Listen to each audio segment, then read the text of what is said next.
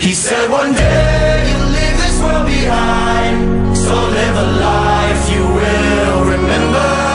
My father told me when I was just a child, these are the nights that never die. My father told me.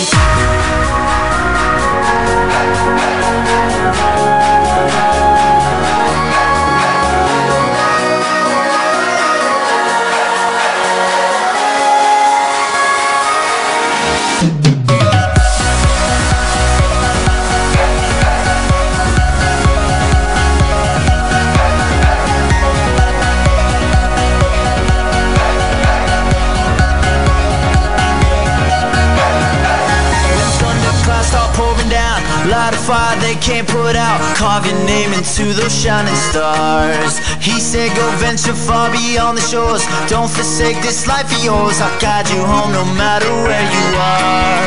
One day my father, he told me, son, don't let it slip away.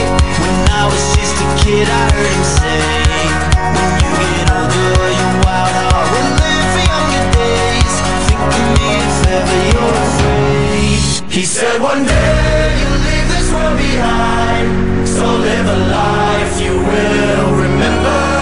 My father told me when I was just a child, these are the nights that never die. My father told me. No próximo dia 30 de maio teremos mais um grande evento na cidade de Borborema. Concurso Miss e Mister CRB 2015 no Clube Recreativo Borboremense.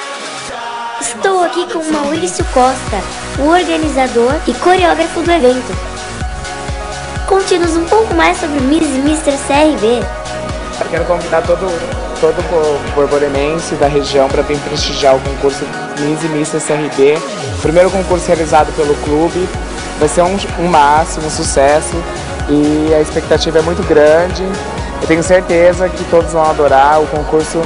As coreografias, as apresentações vai estar ao máximo.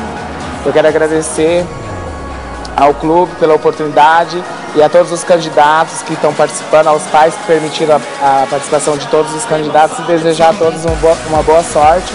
Independente do resultado, todos são vencedores. Prepare sua torcida e venha torcer pelo seu candidato!